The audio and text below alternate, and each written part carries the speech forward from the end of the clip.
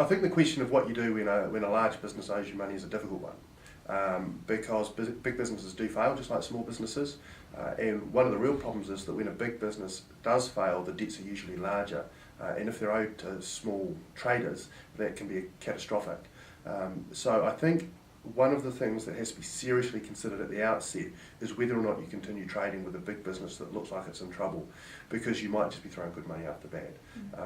So I think that's the first thing. And I guess the second thing is to take the same steps that you would usually, but the only difficulty is that a large business is less likely to be adversely harmed by a small business, for example, saying, well, I'm not going to supply you anymore, or I'm going to cease working on this job.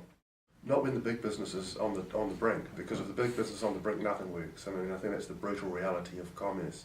But I think, again, constant communication and being a bit of a squeaky wheel, and I don't think you have to be absolutely pleasant all the time. Business people understand that when times are tight, you can stamp your foot and demand your money, and I don't think that there's a grudge held in those situations.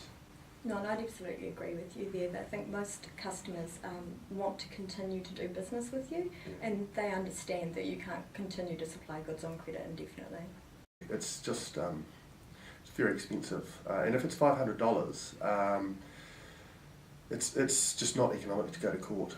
Some large organisations will go to court on a matter of principle. They simply won't let unpaid debts slide by, so they'll do that. But I wouldn't be instructing a lawyer to litigate something in court unless it was several thousands of dollars.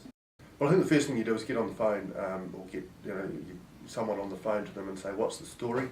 And if they sort of say, oh, money's here in a week, wait that week, because unless you know something's terrible, there's no harm in that. If it doesn't arrive in a week, put a clear plan in place, get perhaps a direct debit in order that they give to their bank, that payments will be made to you on a regular basis. And if that fails, that's when I think you need to start thinking about what particular actions you need to take.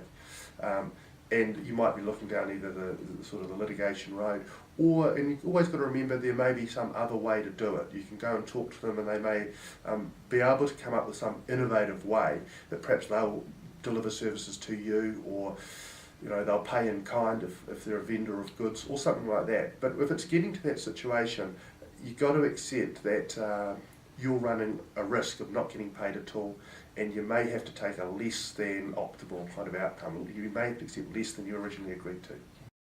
It's not a particularly palatable option to sometimes raise with your customers, but I think that generally companies are concerned to protect their credit history, and indicating that you may be prepared to refer the matter to a reputable debt collection agency tends to get action in circumstances where you otherwise haven't been paid.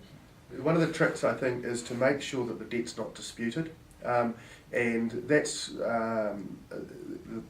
why sometimes at first you get a softly approach, where the person collecting the debt will sort of say, well, look, no, we're not too worried about this, and we just need to make sure that eventually we'll get paid, and they will extract then a sort of assurance that nothing's wrong, you will get paid. Of course, once you've got that assurance, you've essentially got evidence that they don't dispute the debt, and that puts you in a much stronger position should you then come to collect it, because they won't be saying, oh no, it's disputed, the work wasn't done, the goods were defective or whatever. Then you can become much more heavy-handed and say, well, if you don't pay, I'm going to take you to court or whatever. It can also be useful, I think, to have a chain of responsibility within your own business. So perhaps initially the first phone call comes from the client business relationship manager, and that's your softly phone call. And then from there, if you're still not getting any action, perhaps you refer it to somebody in the firm who's responsible primarily for something like credit control. And that way, when you do need to take sort of a more firm-handed approach, it's not necessarily damaging that client relationship because it's one step removed. So you need a hard man or woman to be able to make those tough calls and say, well, that's not acceptable. Because if you've got the relationship with the business person, it's sometimes hard to say, well, we don't really care if that's going to harm your business, we need our money. But someone who's one step removed can not say those exact words, but certainly send that signal.